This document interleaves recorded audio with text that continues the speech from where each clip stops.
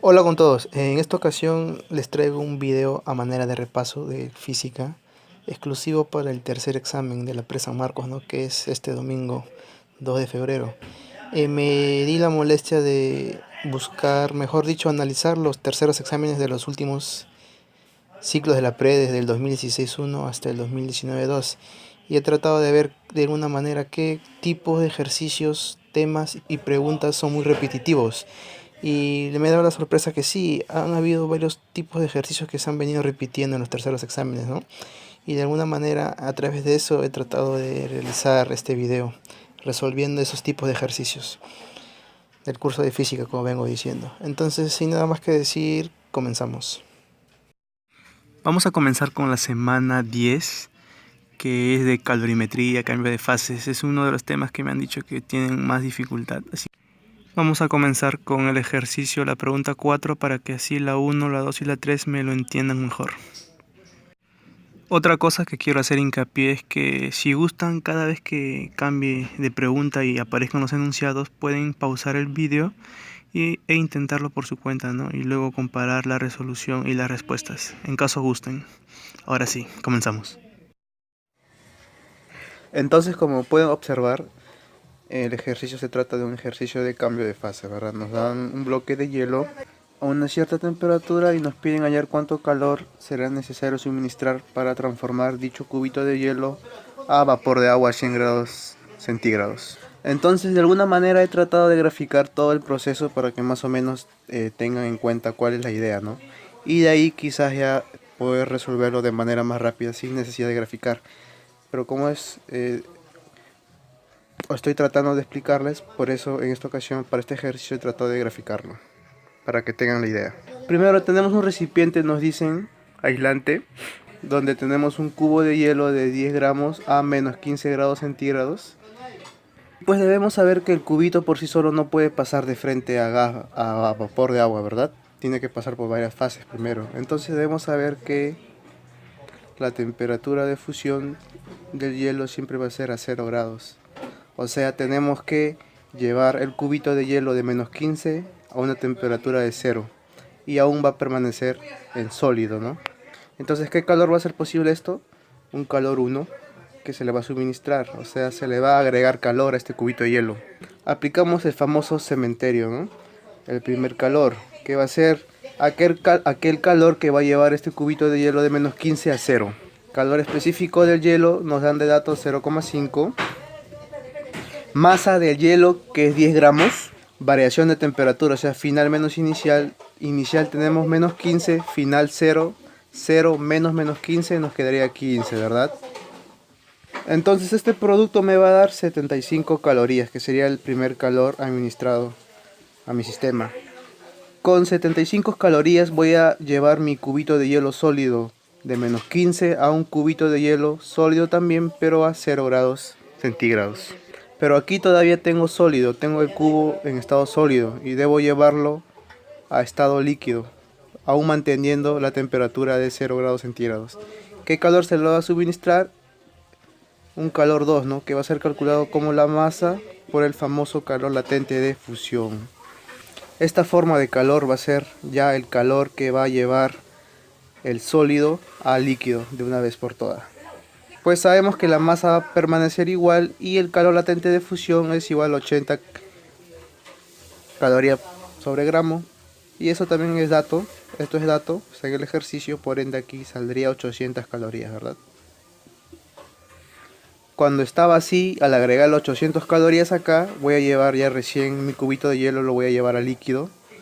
También la misma cantidad, 10 gramos, pero a una temperatura de 0 grados centígrados. Pero ya va a estar líquido, como se observa. Ahora quiero que esta agua a 0 grados llegue a agua también, o sea líquido, pero a 100 grados, que es la temperatura de ebullición, ¿no? Pues volvemos a aplicar el famoso cementerio, calor específico de líquido, de agua, ya no de hielo, ¿eh? De agua, que ese es uno, sabemos. Masa, las masas no cambian nunca. Y variación de temperatura. Esta va a ser la final, la que quiero, y esta es la que tengo. O sea, 100 menos 0, 100, ¿verdad? Pues aquí me saldría 1000 calorías, ¿verdad? 1000 calorías. Con 1000 calorías, al agregarle 1000 calorías acá, voy a tener agua líquido, pero a temperatura ya de 100 grados. Y finalmente un calor 4, que va a hacer que este líquido a 100 grados centígrados pase ya recién a vapor de agua a 100 grados centígrados. ¿Y cómo se va a calcular eso? Como la masa por el calor latente de vaporización, ¿verdad? También esto de acá es dato. Las masas dijimos que nunca cambian, y esto de acá por dato es 540. Por ende, este último calor que se va a suministrar va a ser de 5400 calorías, ¿no? A lo que tengo acá le agrego 5400 calorías y voy a tener ya recién vapor de agua a 100 grados centígrados. Entonces la respuesta sería la suma de todos estos 4 calores, que es lo que me pide el calor total suministrado. El calor total me va a salir entonces 7275 calorías, que va a ser el calor total que voy a agregarle en todo el proceso para obtener de menos 15 hielo a vapor de agua 100. Profe, ¿y todo esto voy a hacer en el examen? Pues no, hay formas simplificadas para resolver lo que los voy a hacer en el siguiente ejercicio que voy a pasar. Simplemente lo he explicado esto paso a paso con dibujo para que tengan la idea. Este es un ejercicio, si se han dado cuenta, de mezclas, muy típico en exámenes. Nos dicen que tenemos agua a 20 grados centígrados y se le va a vertir agua también, pero a temperatura de 4, cosa que va a haber una mezcla ahí, ¿verdad? Y se va a obtener una temperatura final de equilibrio o mezcla. Aquí quiero hacer un hincapié porque varias veces mencionan a veces que hallemos la temperatura final de la mezcla o equilibrio. Debemos tener en cuenta que estos tres son sinónimos, ¿ya? Nos pueden pedir cualquiera de los tres, pero ambos de por sí representan lo mismo. Tenemos 1000 gramos y 3000 gramos de agua. Vamos a ubicarlo en la recta numérica, que es la que recomienda y se recomienda siempre trabajar ejercicios de mezcla. Mi agua a 20 grados, al llegar a una temperatura final, va a disminuir de temperatura, ¿verdad? Por ende, esta agua va a perder calor, ¿verdad? Calor perdido. Y mi agua a 4 grados, al subir de temperatura, va a ganar calor, ¿verdad? A ese se le llama el calor ganado, ¿verdad? De ahí salen esos nombres, ¿no? Calor ganado, calor perdido. Entonces, por la conservación se debe saber que el calor ganado más el calor perdido siempre es igual a 0. Entonces aplicamos cementerio.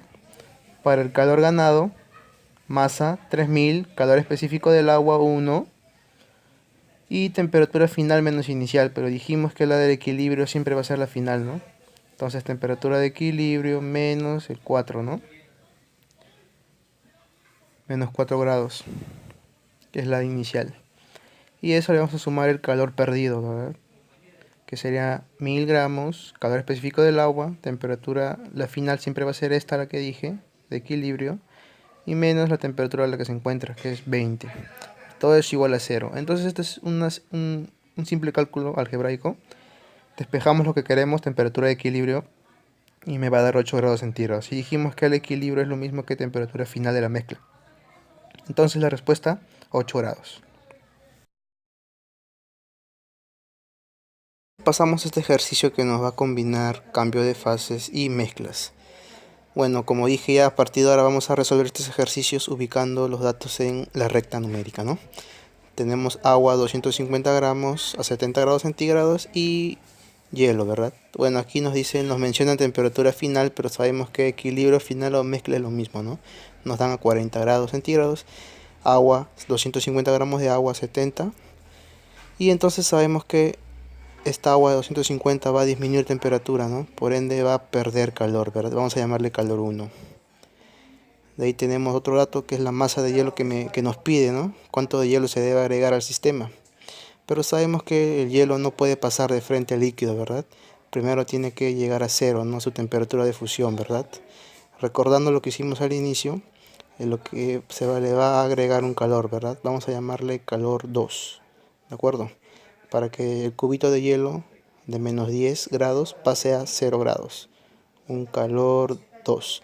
De ahí, si recordamos lo que hicimos al inicio, teníamos hielo a 0 grados, ¿no? De ahí teníamos que agregarle otro calor, ¿verdad? Que se calculaba como la masa por calor latente de fusión. Vamos a llamarle calor 3 a eso. Una vez que agregamos ese calor 3 ya tenemos líquido a 0 grados, agua a 0 grados. De ahí vamos a hacer que esa agua llegue a la temperatura que queremos, ¿no? Que es de 40. Se le va a agregar un calor 4. Entonces sabemos que por conservación los cuatro calores, la suma de los cuatro calores tienen que ser 0. Calor 1, masa 250, como es agua, calor específico 1.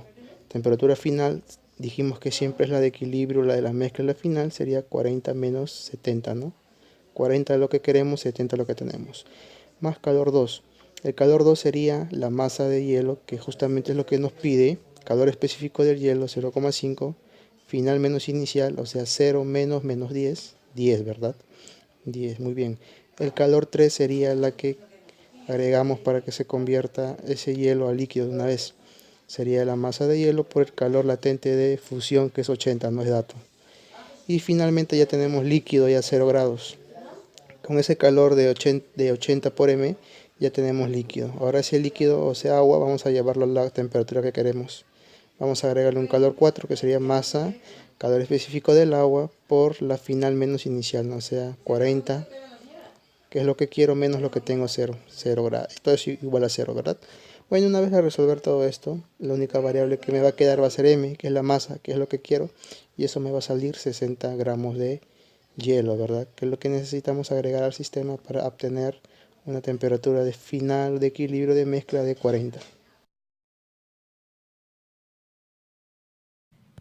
Entonces pasamos a este ejercicio. También es de mezclas, pero va a tener un dato curioso acá. Bueno, primeramente nos dicen que tenemos 10 gramos de vapor de agua a 100 grados centígrados, mezclado con 1 kilogramo, o sea 1000 gramos de agua a 0 grados centígrados, y nos pide hallar el calor, la temperatura de equilibrio, o sea la temperatura final, ¿no? O la temperatura de la mezcla. Pues primeramente el agua va a aumentar su temperatura, ¿no? Por ende va a ganar un calor, ¿no? Vamos a llamarle calor 1, ¿de acuerdo? Ahora, ¿qué pasa con este vapor de agua? Este vapor de agua a 100 grados no puede pasar de frente al líquido. Primero tiene que pasar a líquido, pero a 100 grados. Y este proceso se le llama condensación, ¿verdad? Pasar de vapor a líquido. O sea, es un proceso inverso. Si el calor latente de vaporización, o sea, de líquido vapor, era 540, ¿cuál debe ser ese calor que se le debe quitar a este vapor para que pase a líquido, pero a 100 grados? Entonces ese calor se le va a llamar el calor latente de condensación, y es nada más ni menos que el inverso, o sea, el negativo del calor latente de vaporización. O sea, aquí debemos, ¿qué cosa? Quitarle un calor, ¿no? Que sería la masa por el negativo, ¿no? De 540. Entonces, una vez con este calor latente de condensación, ya recién tenemos líquido a 100 grados centígrados.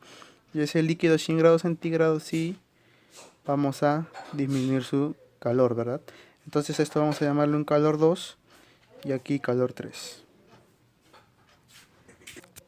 Entonces calor 1, ¿cómo sería? Masa de agua nos da agua, masa de agua, calor específico del agua por variación de temperatura, que justamente es lo que quiero, que es la del equilibrio menos lo que tengo, no 0 menos 0, o sea, quedaría simplemente temperatura de equilibrio. ¿Cuál es el calor 2? Pues el calor 2 es igual a la masa de vapor de agua por el calor latente de condensación, ¿no? O sea, 540 pero con negativo, ¿no? Entonces simplemente le quito mejor de frente. Y pues a eso le vamos a agregar el calor latente, perdón, el calor 3, ¿no? Que sería ya cuando tenga líquido a 100 grados, 10 gramos de líquido a 100 grados. Calor específico del agua 1, lo que quiero, el equilibrio menos la temperatura a la que se va a encontrar el agua, ¿no? Que sería 100 grados. Pues todo es igual a 0. Entonces aquí la temperatura de equilibrio, una vez al operar todo esto, variable temperatura de equilibrio, nos debe salir 6,3 grados centígrados, ¿no? Que sería la respuesta. Hay que tener en cuenta esto, ¿eh? Este calor de acá, que es el negativo, para romper, en otras palabras, por decirlo así, que de vapor pase recién al líquido. Es un inverso, ¿no? Entonces hay que tener en cuenta esto. Por ejemplo, si es que nos hubieran pedido de líquido a hielo es un sentido inverso también, ¿no? ¿Qué calor se le debería quitar? Pues la masa que cualquiera que tengamos multiplicado por el negativo del calor latente de fusión, ¿no? O sea, menos 80. Y así, ¿no? Esa es la idea más o menos. Entonces ya pasamos al otro capítulo que vendría a ser electrostática. Para este ejercicio nos piden hallar la fuerza resultante sobre la carga 3, o sea, sobre esta carguita que tengo acá. Pues debemos recordar que este es un tema de superposición de cargas, ¿verdad? Entonces sabemos que las fuerzas electrostáticas por la ley cuantitativa de Coulomb nos dicen que va a existir fuerzas de repulsión o de atracción, ¿verdad? Pero siempre entre dos cargas, ¿no? Y si nos piden respecto a esta carga, entonces debemos hallar qué fuerza le va a provocar esta a esta y qué fuerza le va a provocar esta carga a esta carga. Porque todo es respecto a la carga 3, o sea, esta carga. Entonces debemos analizar por dos veces, ¿no?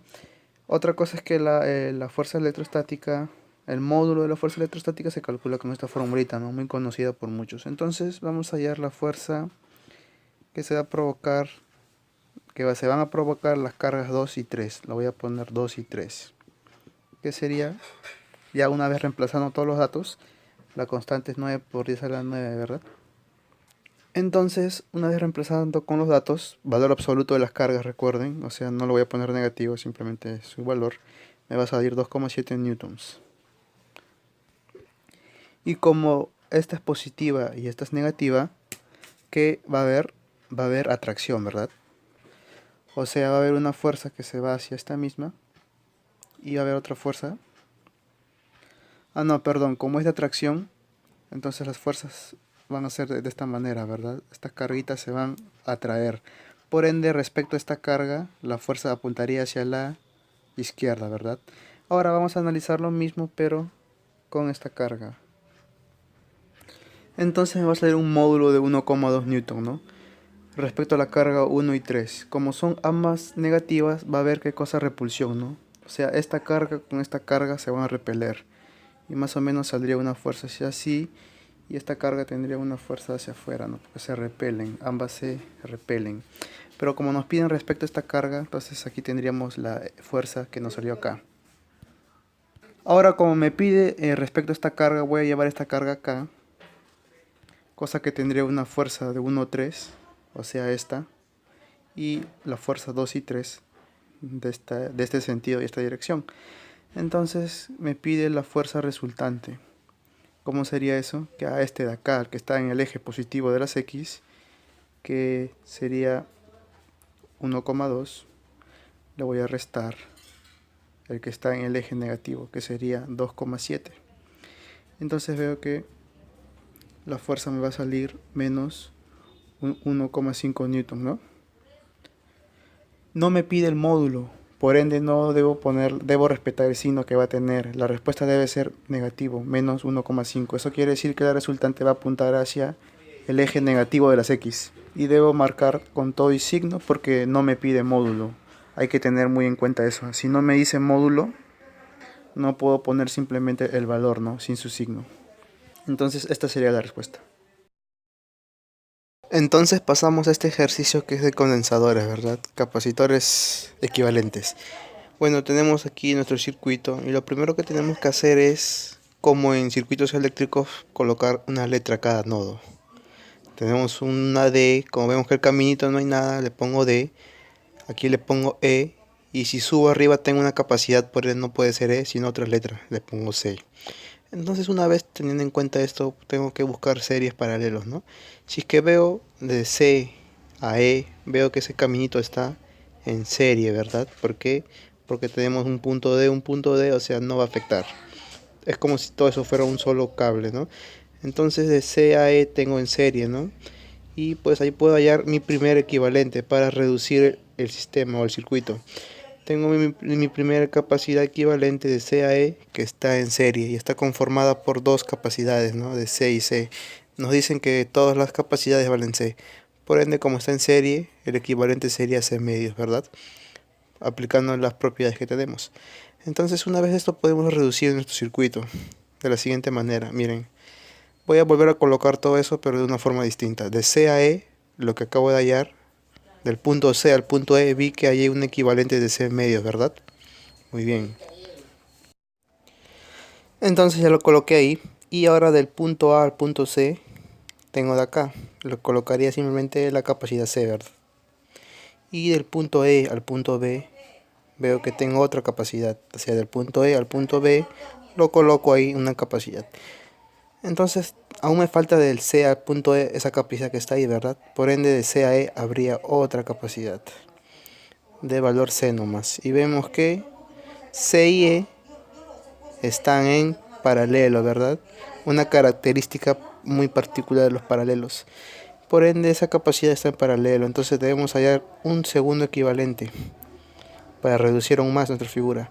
Cosa que como esto está en paralelo, el equivalente sería la suma, ¿no? Como son capacidades, sería la suma. Entonces 13 medios, ¿no?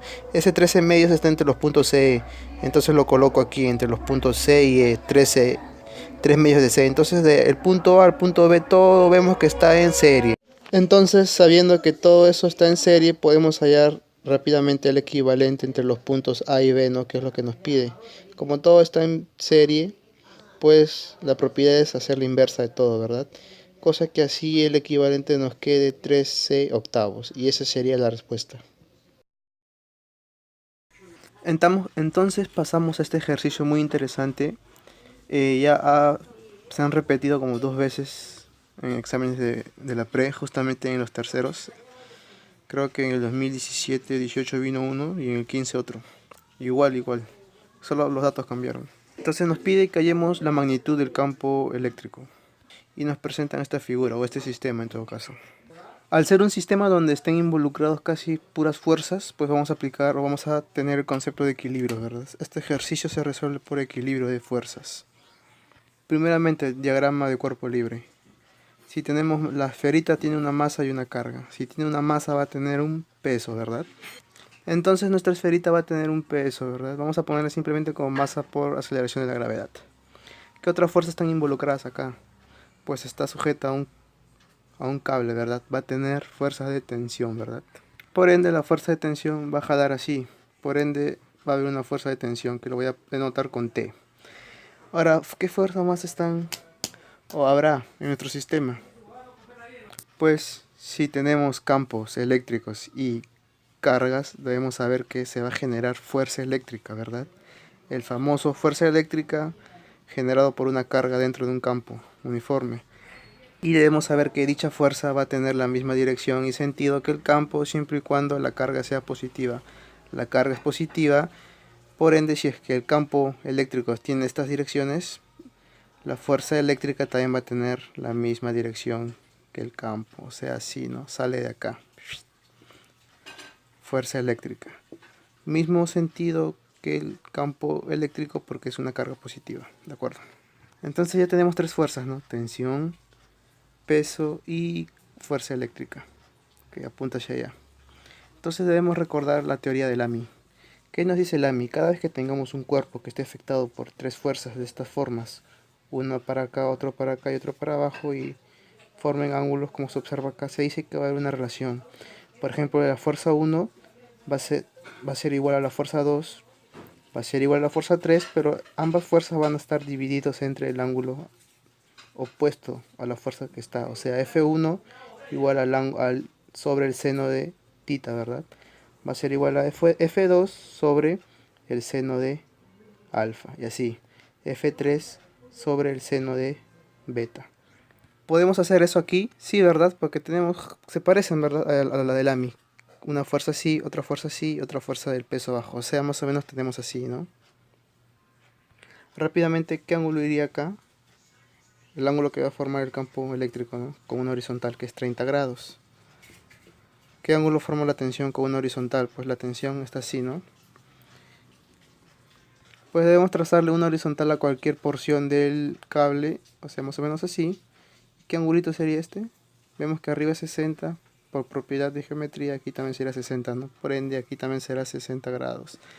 Como todo debe ser 180, este ángulo va a ser 90 grados. Pues como el peso es vertical siempre, aquí también se formaría 90. Entonces este ángulo también sería de 90 grados. De dato tengo la fuerza y el peso. Entonces vamos a aplicar Lamic con estas dos fuerzas. ¿Cómo nos quedaría? Sería fuerza eléctrica, que es carga por campo, sobre el seno de qué, de todo esto. O sea, 150 grados, ¿verdad? Eso sería igual al peso, o sea, la masa por aceleración de gravedad sobre el seno de todo esto, que es 90 grados.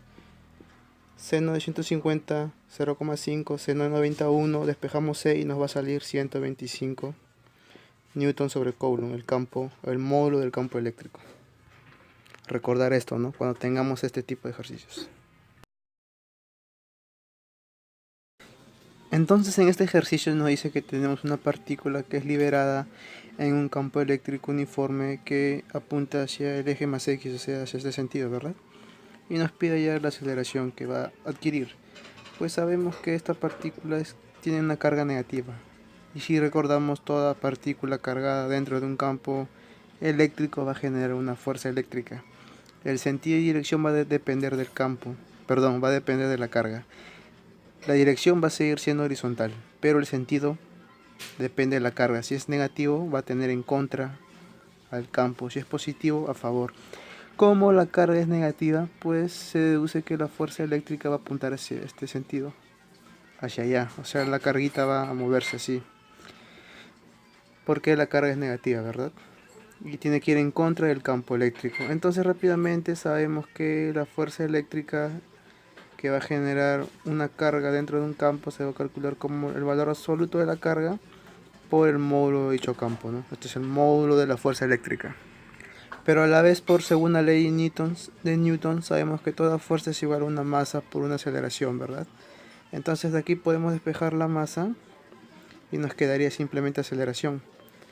Y pues vemos que carga tenemos, campo tenemos, masa tenemos. Si reemplazamos, nos va a salir la respuesta 1,6 por 10 a la 11 metros sobre segundo al cuadrado. Bueno, esto sería la aceleración, ¿verdad? Entonces hay que tener en cuenta esto. Puede que venga así en el examen. Bueno, tenemos este ejercicio. Nos dicen que a un inicio dos cargas iguales, idénticas, metálicas van a entrar en contacto. Son esferas cargadas. Por ende, en ese momento que entran en contacto, va a haber una carga total que se va a calcular como la suma de ambas. O sea, de 60 microcoulomb más, pero como es negativo, menos sería menos 20 microcoulomb. Esto nos daría una carga total de 40 microcoulomb, ¿verdad? Que es la suma de ambas cargas.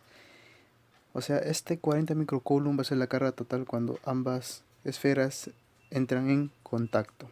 Y nos dicen que luego son separadas a una distancia de 0,3 metros. Y en ese instante que se separan, cada carga va a llevar la mitad de la carga total.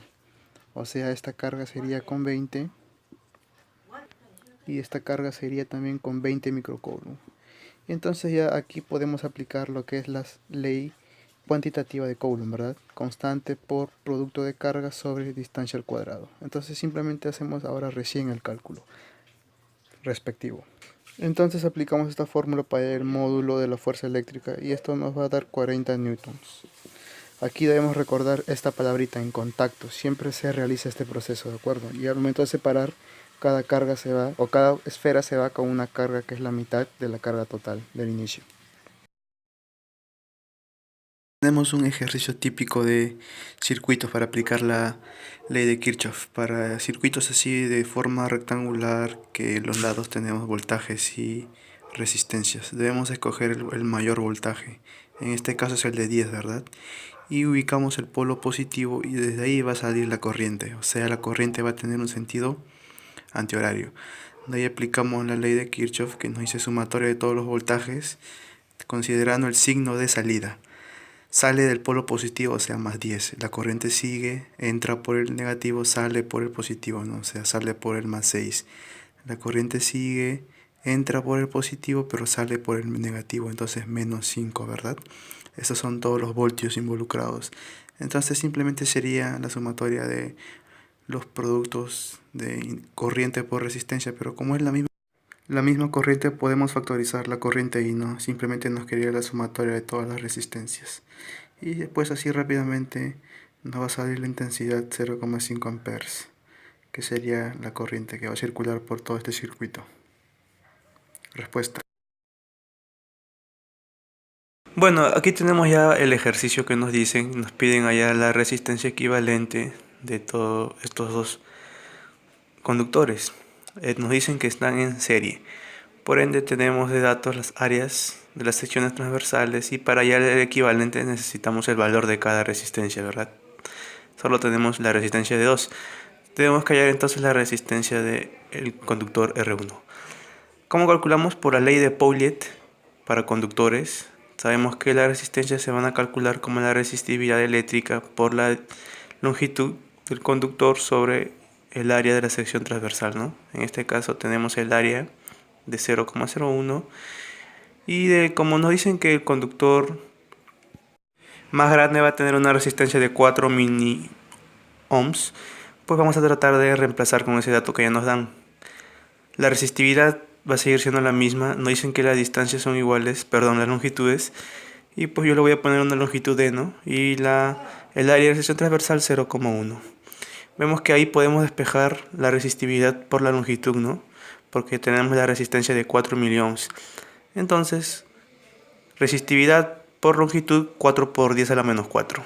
Y eso de ahí vamos a reemplazarlo acá, ¿verdad? Entonces, en un reemplazo vamos a poder hallar la resistencia del conductor 1, que nos va a salir reemplazando simplemente los datos, ¿verdad? 4 por 10 a la menos 4 sobre 0,01. Y eso nos va a salir 0,4 por 10 a la menos 3, o sea, miliohms. Entonces ya tenemos la resistencia del conductor, ¿no? Que está ahí. Tenemos la resistencia del conductor más grande, de mayor área. Entonces simplemente el equivalente al ser o al estar en serie va a ser la suma, ¿no? Sabemos, resistencia 1 más resistencia 2, y eso vamos a ver que nos va a salir 4 más 0,4, 4,4 por 10 a la menos 3, o sea, miliohms. Y esa es la resistencia equivalente de nuestro ejercicio que tenemos ahí. Que recordamos la fórmula para hallar con la ley de Pouillet. Entonces pasamos a este ejercicio que ya ha venido muchas veces en los tercer exámenes de la pre. Nos piden hallar la corriente que va a circular por la resistencia de 3. Entonces debemos recordar que, o podemos ver que la resistencia de 6 y 3 están en paralelo. Al ojo se observa eso, ¿verdad?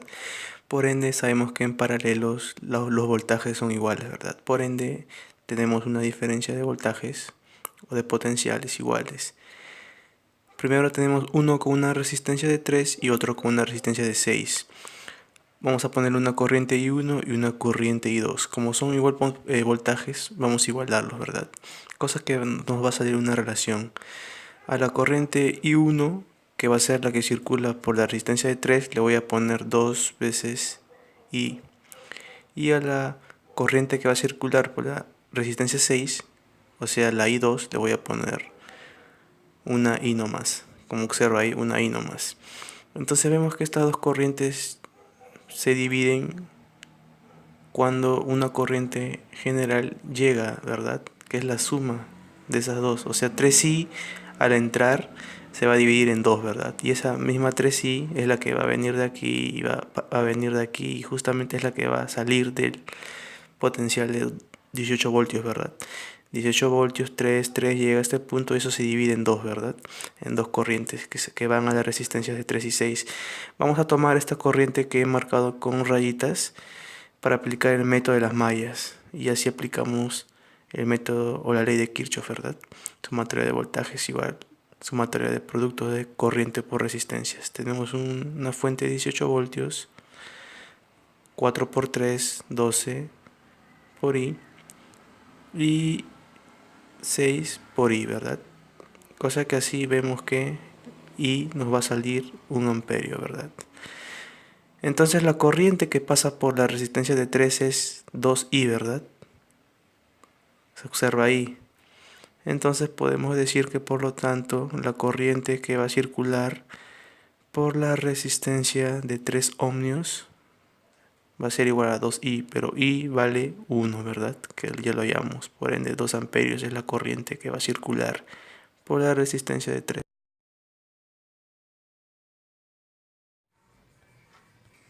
Entonces aquí tenemos el ejercicio, más o menos la representación es la siguiente.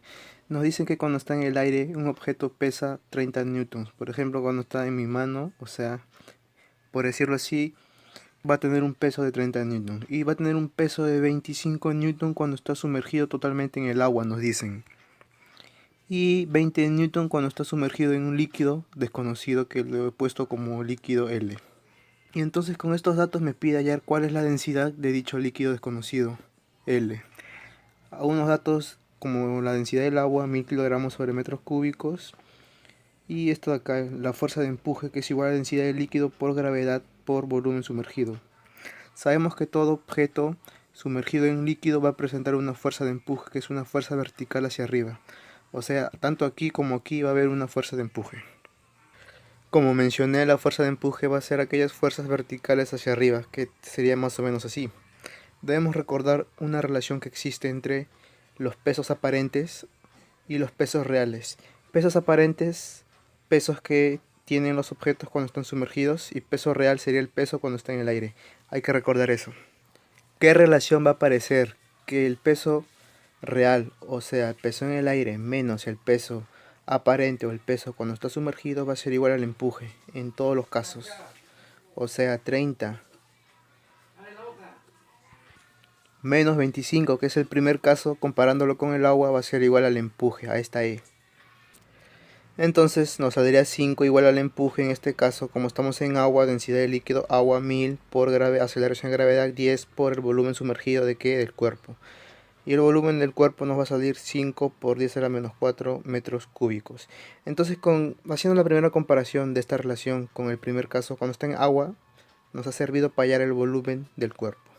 Análogamente vamos a hacer lo mismo, pero cuando está sumergido en este líquido que nos dicen, desconocido, o sea, 30 menos 20 nos va a dar 10, ¿verdad? Y eso va a ser igual a la fuerza de empuje, pero en este caso, que sería la densidad del líquido por aceleración de gravedad por volumen sumergido. Como el cuerpo es el mismo, no varía así esté en este líquido. En este líquido pues va a permanecer así. Entonces vemos que despejando lo que queremos, la densidad del líquido, nos va a salir 2000 kilogramos sobre metros cúbicos, que eso es igual a 2 gramos sobre centímetros cúbicos. Y entonces esto sería la respuesta, ¿no? Hay que recordar qué cosa esta relación que hay acá. Es muy importante. Este tipo de preguntas ha venido mucho en los terceros exámenes. A pesar que no corresponden ni a la semana 9, 10, 11 o 12, pero sabemos que mientras tercer, cuarto examen vienen temas pasados, ¿verdad? Y este es uno de los más clásicos. Bueno, aquí tenemos nuestro condensador. Como nos dice el ejercicio, va a tener una capacitancia de 4 microfarad y nos piden hallar la cantidad de electrones que van a salir desde el polo negativo, ¿no? Sabemos que un condensador es un dispositivo que almacena energía conformada por dos conductores que tienen cargas de misma magnitud pero de sentidos o signos opuestos, ¿no?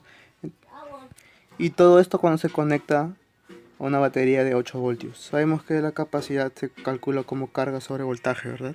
Podemos despejar la carga, capacidad por voltaje, capacidad tenemos, voltaje tenemos. Entonces, ¿cuánto nos quedaría? 32 microcoulomb, ¿verdad? Sabemos que la cantidad de carga se va a calcular como número de electrones por 1,6 por 10 a la menos 19, ¿verdad? Entonces rápidamente despejando el número de electrones nos va a salir 2 por 10 a la 14 electrones. Es la respuesta. Recordar esto, ¿no? Carga es igual al número de electrones por la carga elemental.